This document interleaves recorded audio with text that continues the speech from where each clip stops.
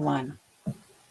Okay, I think it's up. Hello, everyone. Welcome to our live stream today. Thanks for joining us. I am here with Ned and Kelly Vandiver, who are relationship coaches on my team. We work together to help people create healthy, authentic marriages. And we're here today to talk about another huge losing strategy in relationships. And this losing strategy is called unbridled self-expression. And this is one of my favorite ones. So we're going to get into what this exactly is in just a second. But I wanted to, just for context, share that this is drawn from Terry Real's work. He wrote a book called what is it called? The New Rules of Marriage. The New Rules of Marriage. And he talks about 5 big losing strategies that couples get in the habit of doing because they think it works. But it, inevitably fails. And we're in the third one of 5 right now, and that is unbridled self-expression. And the reason why we call these losing strategies is essentially because they just don't work, right? Like they don't work because they ensure that you ultimately are not going to get what you want in the relationship. The very thing you're trying to create is the thing you won't get if you use this strategy, even though they're really common. And that's why they've been identified, is because most people will resort to engaging in these at some point, some more than others. So what we really want to do is try to shed light on this one, clarify some things around this type of self-expression and what makes it different from honesty in a healthy way, to support you in making some changes so that you can engage some better, techniques that will get you what you want. So today we're going to talk about unbridled self-expression. We're going to talk about what that exactly is, how this shows up in your relationship, what it looks like so you can tell if this is something that you're doing or if this is something that your spouse is doing.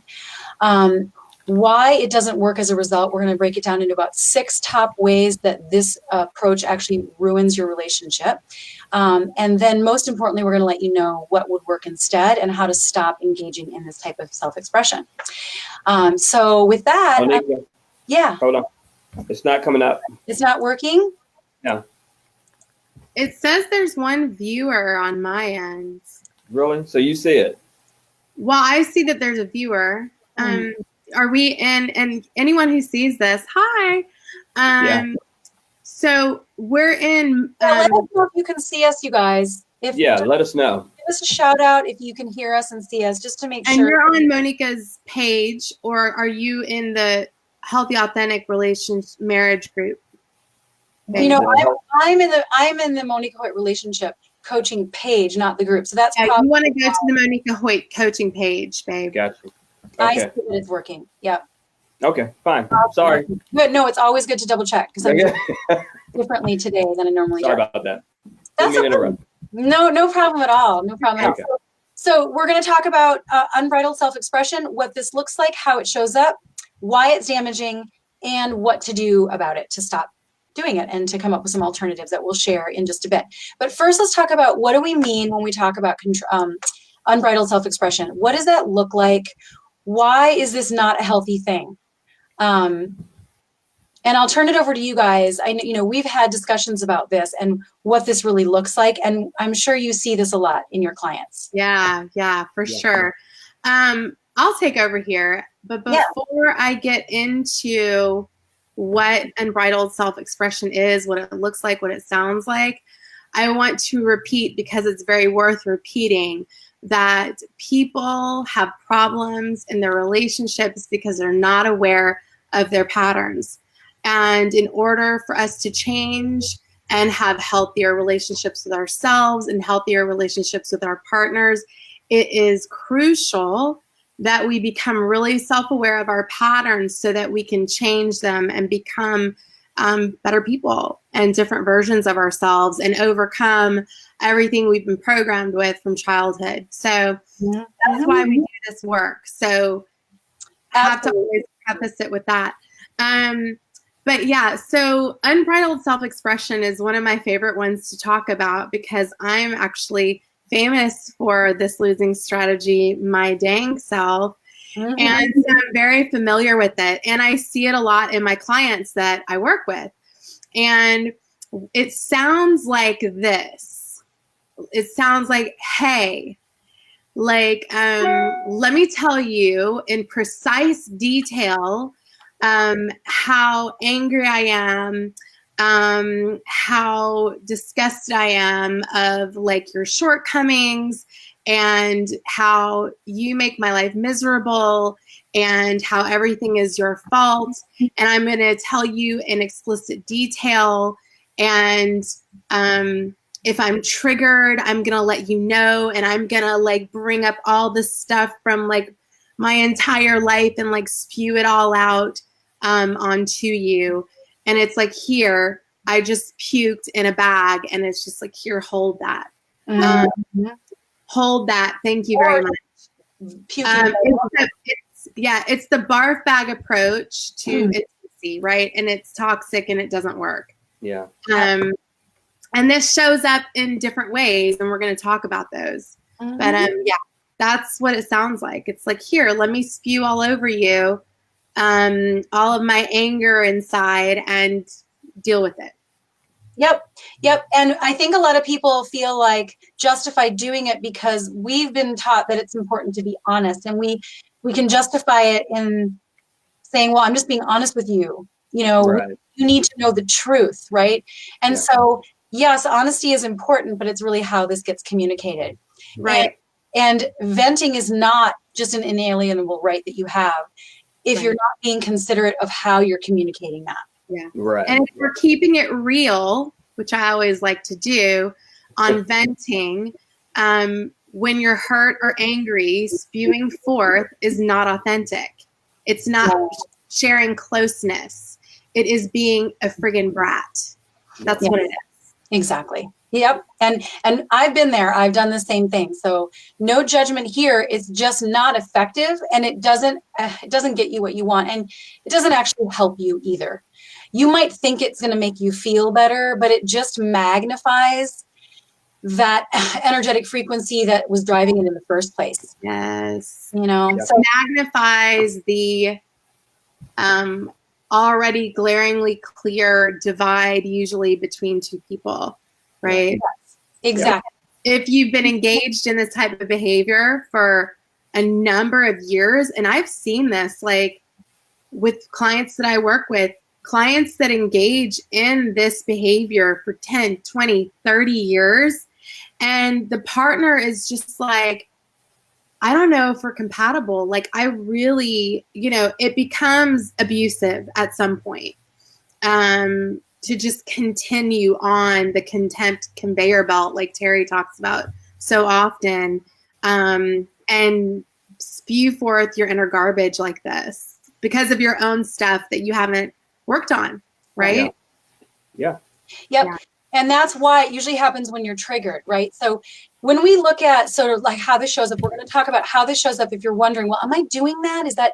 How do I know if I'm doing this? And we're going to explain the exact behaviors that would give you an indication of that. But one of the biggest things to note is that it most often happens when one person is getting really triggered, and instead of owning their feelings and taking responsibility for that, they just kind of, it just comes out, right? It feels like there's a high level of urgency and a huge drive of energy behind it, an outward feeling. So you know how when you get triggered and you feel like you're bursting at the seams, if it's coming out from that place, that would be a big red flag. You'd want to look at that and go, I'm at very high risk of unbridled self-expression if that's the place that the communication is coming from. Yeah. Terry refers to that as, I think he calls it the whoosh. Yep. Yeah. That's right. Yeah. Just comes over your back. Overtaken physiologically. Yep. Yeah. If that's when you're communicating your honesty and your truth from that place, it's very likely not the most mindful, healthy way of communicating. Yeah. More than likely. Yeah. When you feel that visceral feeling of come over you, like, you're triggered, and it's really the best time to go inward at that point, step back, take a break. Just, as an aside, for sure. Absolutely. So that's your first clue if you're doing it. And it shows up in rehashing. This is one thing that will come up. So, Kelly, you mentioned bringing everything up. It's like, it's really bringing up things from the past over and over again, and multiple things. It might be the laundry list, but you're really just, even if it's something that's already been resolved, something that's already been spoken, it's already been atoned for, it's already been resolved, but yet you're still rehashing it and bringing it up because, Yes. you know, I have clients who will bring stuff up where, for example, wives especially, right? Usually put themselves in like this like victim position, like the martyr, right? Yeah. The good wife who's always done good and and you know, and the man's the bad guy. And these women, and I'm saying these women, men do it too, but a lot of women will bring things up that happened 20 and 30 years ago. Yeah. And they're still talking about the stuff today. Yeah. Yeah. Even though the husband has said, I'm so sorry. If I could go back and do it differently, I would totally do that. But I can't. But I love you and let's move forward. When you are holding on to things so tightly and you can't move past your resentment from them, that's your problem. You got to work on that. Yeah.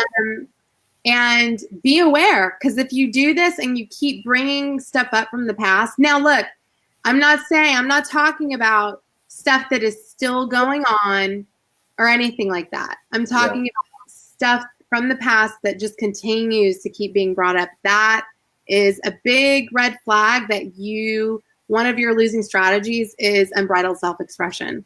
Right. Yep. Okay. And I think it's also important to note that, you know, these types of things that people go back to, I know they feel visceral because they lean on them so heavily. And the response, a lot of times when we are triggered and we do go back to these places, it's almost like dealing with a trauma. Yeah. You know, they almost lean on it like that. And so I want them to understand that, you know, and just like you have to deal with trauma, these things emerge as patterns for people in the dynamic of the relationship or the discussions that they have. And so, like Kelly has said, you want to make sure that you're aware of these patterns. Okay, this is why we're talking about this specifically, because these are the things that become very damaging to the dynamic of the relationship in terms of the communication and the myriad other things that, you know, encompass, you know, that whole dynamic around the relationship. Exactly. And I think the rehashing thing and, you know, the way the trauma-based reaction, it's sort of how the psyche works. We will look for fuel for the fire. We will look for, like Eckhart Tolle talks about the pain body. That's like that visceral feeling that that it's physical, right? And then we will feed that pain with thoughts. Yeah. Well, what better thing to do than go into the past and find even more evidence that would support this emotional reaction? Right. And we start looking for all of the evidence to justify that feeling and communicate that in that way. Right.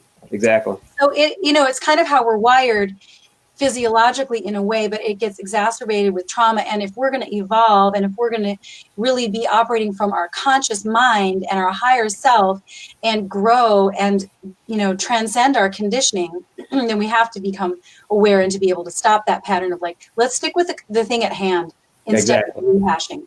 Another part of, you know, something that goes on, like it gets lumped in with rehashing is repeating. Yeah, repeating the same thing over and over again, and emoting with super high intensity and refusing to accept the other person's attempts to make it happen. Yeah, because you're stuck in the story. It's like repeating, hammering at the same point. Yeah, it's like again, the atonement has been made, the apology has been made, the other person, you know, has said, you know, I apologize, I'm sorry, and it's like just continuing and won't accept, you know, apology, won't accept attempts to make it better because they're stuck in their own crap that they have not yet worked themselves out of. So they look outside of themselves to find the reason for why they're in their own little personal hell. And it's like, you gotta look in the mirror, honey. That's so true. So if you find yourself, like, let's say you brought something up to your spouse and you've expressed how upsetting it is, and they're like, oh, I'm sorry, I see what you mean. And maybe they've even given you what you want to hear. but you can't even hear it. You're just going to keep repeating it about how bad it really was and how could you do this, and you keep emoting with high intensity and you're not letting it in what they're saying, and that might not even have to do with the past. It could be the thing in the moment, but it's like almost like a refusal to kind of let go of the opportunity to you're not receiving an opportunity to release or let go of that intense emotion. That another form of unbridled self-expression. Yeah. Another big one, like how I see it is when I imagine it, it's really like dumping without consent. You're coming to somebody without their consent on like, do you want to have this conversation now? I want to share some feedback with you. I want to talk about something. You just kind of come in, you dump on them. It's not consensual. You're just assuming that the person is going to just talk to you right then and that they have to listen just because you're feeling urgency in that moment, even if it's a bad time for them, even if it's not set up. It's not set up to succeed that way, first of all. But it's really not seeing the other person as a participant in the conversation. Right. So if it's non-consensual, there's a good chance that it's unbridled because it's boundaryless, and we talk about that too, right? Yeah.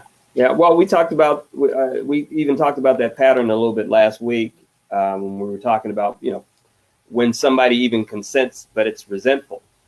What type of pattern that begins to create within the dynamic of the communication, because at some point this person is going to want to get back at you in some type of way, because you can't force someone to do something that they don't want to do.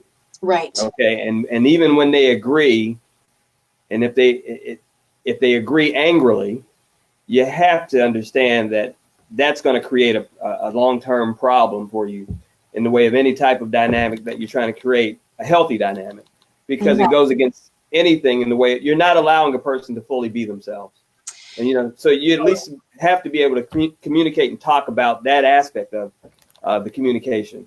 You guys, we have a comment. We have a comment on Facebook. I just learned how to pull it up. Scott he is on. Hey, Scott. Hey, Scott. We love you. Hey, Scott. Scott says, I'm guilty of this. My marriage was already over when I did, but I definitely did this in my worst moments of pain and betrayal. Yeah, because I didn't really care what would happen since it was already over anyway. I laid into her via email mostly. I remember those emails. To be heard out of revenge, to cause her pain like she caused me, to try to make her accept responsibility.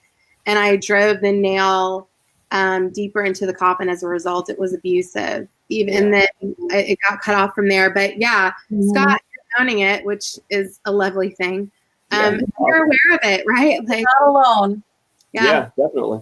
It's such a great point. A lot of times this will happen when there's anger, when there's hurt, or when we're at the point where we think it's over.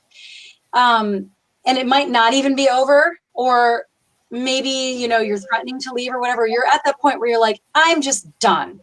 Yeah. Just fuck it. Excuse my language. Yeah. Like, I say what I'm going to say. Yeah. You're going to listen to me right now, and I'm going to follow you around the house, and I'm going to make you listen. Yeah. That would be an example of that as well. I've been there. Of like not really caring how the other person might feel because you feel righteous rage and you feel justified. Yeah. So I've had righteous rage, and I know how when you have righteous rage and you feel justified, you're not really thinking about them at all. And then later you do, it's actually a setup to feel shame later. Yep. We talk about that in a minute. One of the impacts that this has is a self-sabotaging behavior. Yeah. But just kind of, wrapping up how this shows up, is there anything else we want to cover, you guys? Anything that we can highlight for our listeners to be aware of how this might show up? Yeah. Well, I want to highlight this really quick before we move on. Sorry, babe. Did I just interrupt you? No. Go right ahead. Okay. I just want to highlight, and maybe we're going to bring this up, Monika, at a later time. I don't know, but I just want to mention it because there's a difference between unbridled self-expression and really purposeful, intentional shaking the boat, rocking the boat when that needs to occur. Okay. Because there is a time and a place for righteous anger. Okay. Yeah. There is a time catalyst for transformation. Yeah. All the way, especially if you've been transgressed, especially if you've got boundaries that have been violated, and you need to be able to take a stand and have some leverage, and that can be very energizing in a positive way. Right. So we support constructive self-expression 100%. And anger, and getting fired up. There's nothing wrong with being fired up. Yeah. But there's a huge difference between unbridled self-expression and constructive self-expression. So I just wanted to point that out and just say that. Yeah. Okay. I just wanted to say that. Yeah, that's perfect. Yeah. So the last two things I'll just touch on in terms of how unbridled self-expression can show up is if you are doing a lot of blaming, if a lot of your communication is about accusing your spouse. Brene Brown talks about this a lot, and she talks about how blame is really just a way of trying to dispel negative emotion. We're trying to get it out of us, and then we do that by blaming others. Blaming communication is a form of unbridled self-expression in the sense that it's not constructive.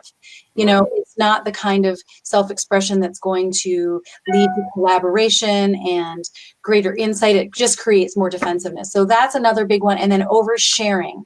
So oversharing is huge. Yeah. How do you guys see that coming up? Because people really struggle with this one. Like, well, how much is too much? How much do I say? How much do I not say? How much do they need to know? How much do I, in honoring myself and communicating, how can I do that but not overshare? What would you say to them? I would say, when you're oversharing, when what you're saying to a person is said without the thoughtfulness of how it would make them feel when you express your views or the point you're making towards them. And it makes them feel, it makes them want to respond negatively, or it makes them feel really badly.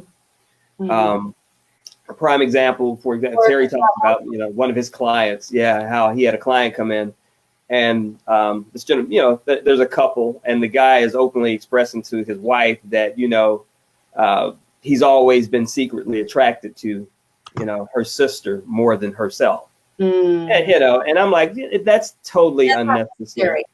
Yeah. And it's just, he's like, I feel better, and that's, I feel better.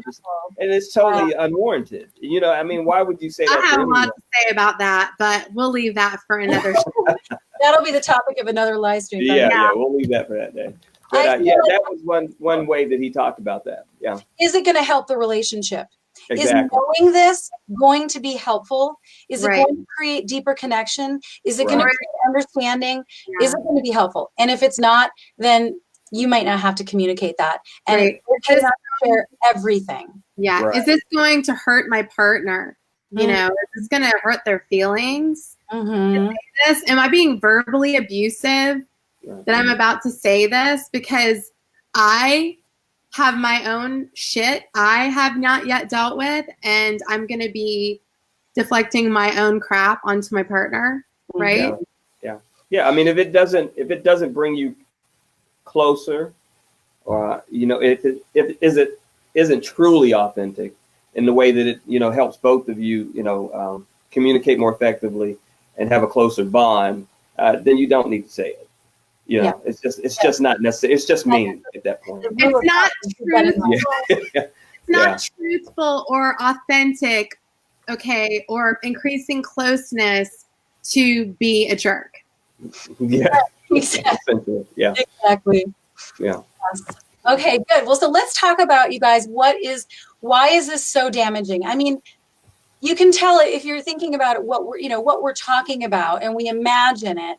Of course, we just intuitively know, that doesn't feel good, right? But how does it exactly really harm the relationship? It, in the umbrella, I would say the umbrella of how this, hurts the relationship is it's disconnective. It creates disconnection. Yeah. It doesn't actually create closeness. But why? How does this create such disconnection? Even though I believe deeply underneath these attempts, there's usually a person that is hurting, that is just really wanting understanding and deep emotional connection. And so the need for that deep emotional connection can often be hidden behind this sort of, this unbridled self-expression, this losing strategy. Yeah. But it does the opposite, which is why it's called a losing strategy. How does it create disconnection? Well, I mean, to me, it doesn't. Just like we just talked about, the way that you communicate with a person either shows that you're interested in having a healthy relationship with them, mm-hmm. or you sit in a place of anger and you want to either spew that anger towards them, or you just want to rehash things that have been problems in the past, mm-hmm. that don't bring you closer. Okay, so you're naturally bring you closer. That's kind of what I want to clarify for people listening, so they can really see this. Like, it doesn't bring you closer because what does it do? Like, for example, the most obvious one is it creates defensiveness, right? Right. The person's going to get defensive. Right. Yeah. Well, I mean, if you're coming at anyone and you're just being blatantly open and honest about every aspect of anything that's caused you an issue, you're not being supportive. Exactly. You're not being supportive of that person's feelings, their values. You're not showing support.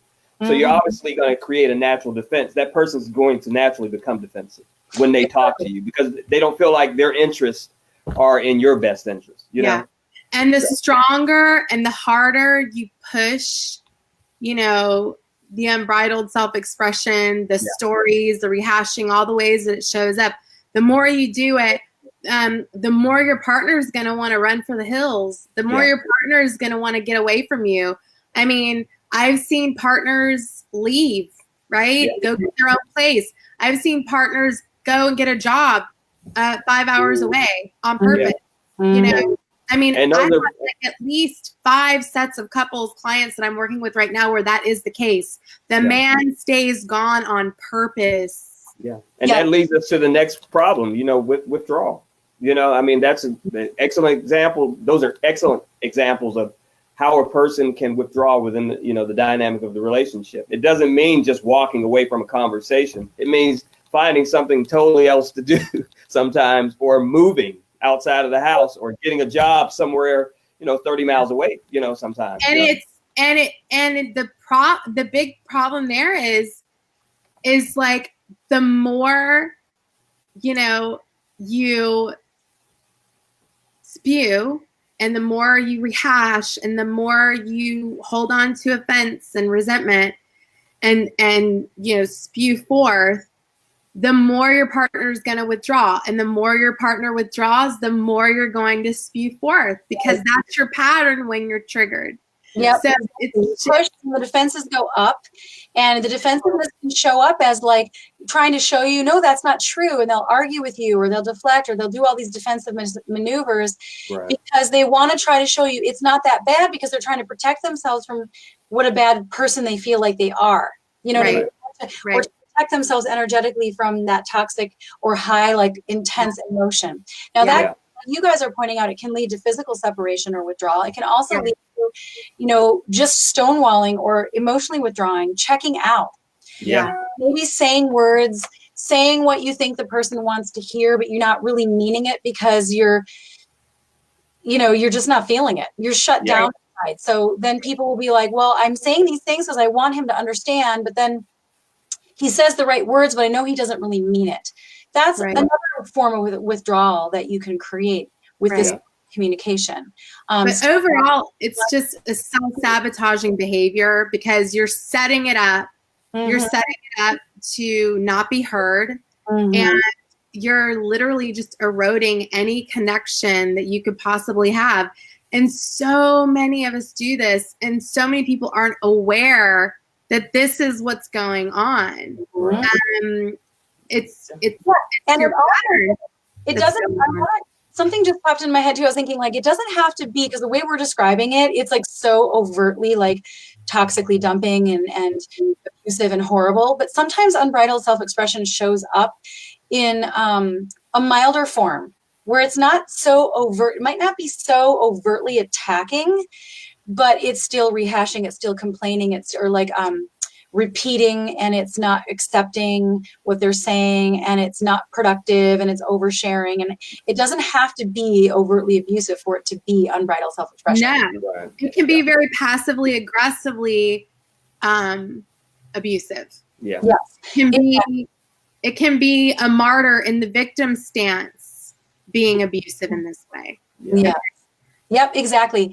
And so what you had mentioned too, Kelly, is that it erodes like the positivity in the relationship.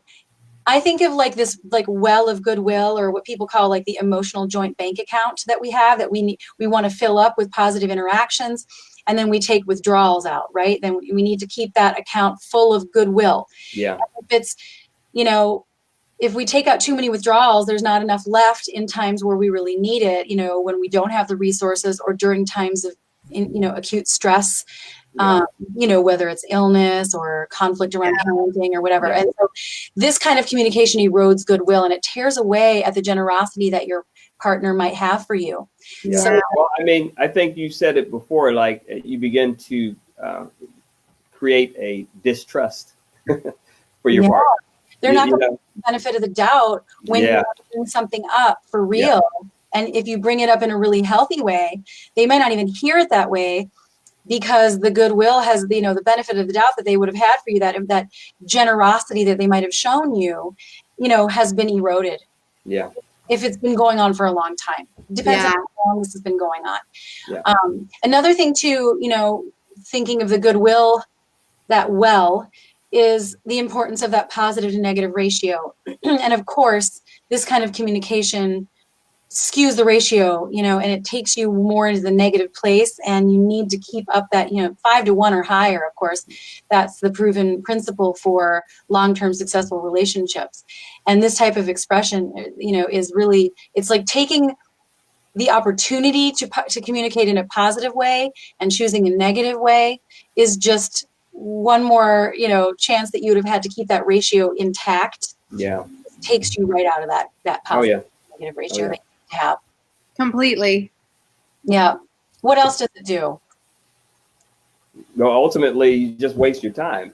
Because you're not getting anywhere, Time, energy, yeah. And it also perpetuates your negative, nonstop narratives and stories about your partner. Because like I said earlier, it's like the more, right? Like the more you spew your stuff, the more your partner withdraws, and the more your partner withdraws, the more you spew your stuff. Mm-hmm. And you bring up the past, because this is the same thing that you've always done, just like you did this time and this time and this time and this time. Yes. And it just perpetuates the story, right? Because anyone ultimately stuck in this pattern is looking for anything that matches the inner dialogue. Right. Exactly. And if you're trying to create something new, if you're upset about something, you don't like the way that it is, but you're communicating in a way that reinforces the negative story about your relationship and the dynamics or your spouse, you're just creating more of that. Right. Deeper, entrenching it even further and making it harder and harder to get past it and to get where you really want to go. Because you're focusing not on where you want to go, but where you've been and what's wrong. And ultimately it gets to the point where you don't even really want to talk to one another. And that's a huge disconnect, and because we know where that ends, This ruins relationships. It's so toxic. Yeah. So, let's talk about what we can do to turn this around and break out of the pattern. Because, that's really ultimately what we want to do. If you guys are guilty of this, or you recognize that your spouse is, and you really want to, because recognition is just half the battle, right? You recognize that, you're aware of it, and you're like, all right, now what? Here's some solutions, right? We want to talk about what we can do to break out of this. What you had said, Kelly, already is you made a distinction between constructive expression, healthy communication, and honesty. Because sometimes you can get a fire under you and it can be constructive. Yeah. So what do we have to do? What do we want to, for sure? I mean, there's a lot. This is a really in-depth topic, but if we could just leave people with 5 or 6 tools that they can use, or mindset shifts that would help them break out of this pattern? Yeah. So the first thing I always say is own your shit, right? Like own your bad pattern and shift out of it. Yeah. And how do you do that? To do that is the first part. Yeah. When you recognize it and you take ownership and go, I've done this, I recognize it's not helpful. The first thing is to say, and my intention is to find a way to get out of this. Once you set that intention, you've opened the doorway to be able to do that. Absolutely. Right. And also, I want to say this. When you're able to call out your own pattern, when you call your partner's patterns out to them, that's not helpful. But when you're able to call your own shit out and go, wow, okay, this is a character flaw of mine that I need to work on. Yeah. That's very disarming. That's very disarming to your partner. And it shows your partner that you're really actually trying to at least work on stuff internally. You know what I mean? Yeah. Now, by that has to be action taking, right? And some actual characterological change.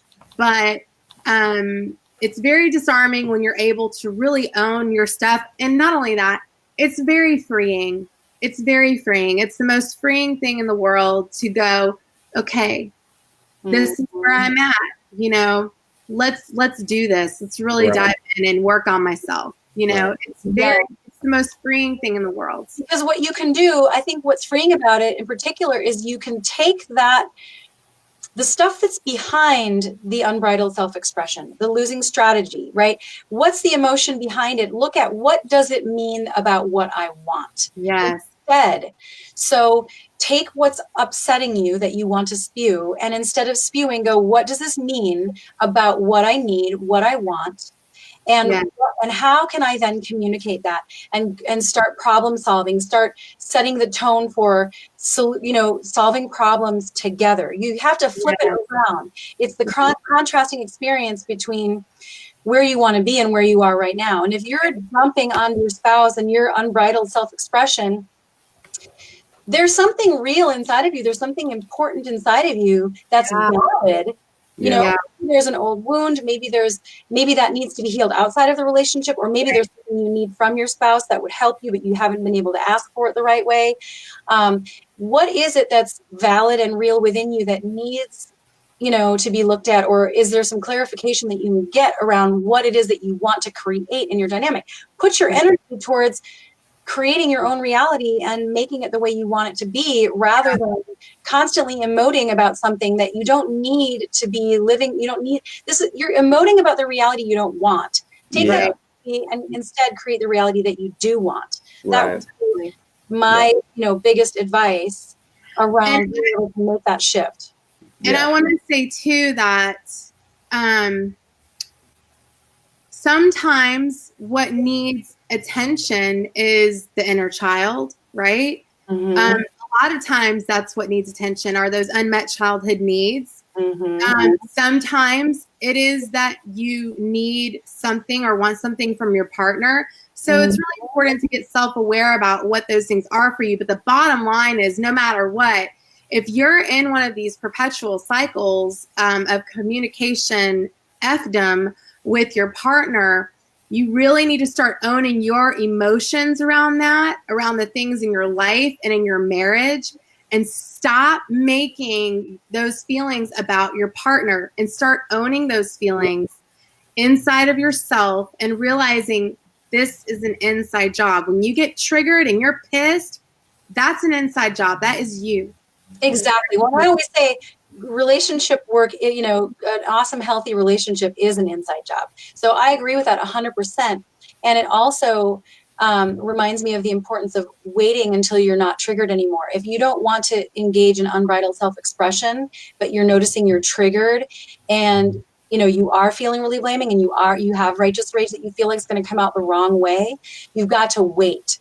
Go to your journal, write it down, find a friend, find some way to wait like 72 hours and get really clear on what's going on, and then put together a very conscious, mindful communication that you can bring to your spouse. Yes. So that's really the wait. That's for you. For those of you that are like, I get it. I intellectually understand it.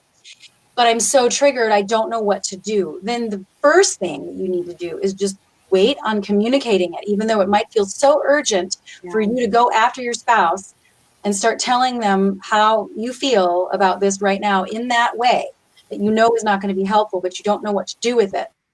Yeah. Find a healthy outlet, but just give yourself 72 hours because it literally takes that long sometimes for that triggered reaction to go away, unless you go jogging or you get some kind of physical release, yoga or something like that. Yeah. And the other thing too that's really helpful in solving this problem is to start listening to your partner. Practice deep listening and like make it a real intention to try to really understand where your partner is coming from when they're talking, and really make truly understanding them your deepest intention. Like, connect with them when they're talking and really listen to them, because when you do that, if your partner is in their own pattern, if your intention really is to listen to them, they stop. Yeah, right. And they calm down. So it's an energetic thing. That's such a good point. Listening is such a disarming thing. Yes, I'm glad you said that, because we can really help our spouses who are struggling with this. We can, if it crosses the line and we have to protect ourselves, that's of course within our rights to do that. But if we're feeling like we've, if we feel like we want to help, that is certainly a really powerful thing to do. It just helps set the tone for, hey, we're on the same team, this person cares, and it calms everything down. Right. That's the power of that emotional connection. Yeah, totally. So I think those are some really good ways for you guys to start breaking out of this pattern. And if you are wanting to, get some more input on this, or if you feel like you're wanting to learn this process in more detail, how you can communicate in healthy ways where you don't have to resort to unbridled self-expression or any other losing strategies, so that you can have that deeply connected, emotionally fulfilling relationship that you want to have, then you can book a call with us. I invite you to do that at monikahoyt.com/talk. That's monikahoyt.com/talk. And what we can do is basically one of us will talk with you, and we will, hear what's going on in your relationship. We'll look at what's going on. What are the dynamics? What are the barriers? How is it coming up? What's underneath it? And then if it's something that we can help you with, we will let you know. And what that would look like in terms of turning that around. And if we can't help you, we will let you know that as well. But if you're really recognizing that this is happening and you feel that you need support, then don't hesitate to book a call. And if you have any questions about what we've talked about today, or who this call is for, don't hesitate also to just comment or ask your questions in the comments below this video. In case you weren't on live, this will be up on my page. So, and that's it for today, guys. Thank you so much, Kelly and Ned, for joining me again today. Thank you, Monika. We'll be back again next week for the 4th losing strategy. So we'll see you next Wednesday. Bye, everyone. Bye. Bye, guys.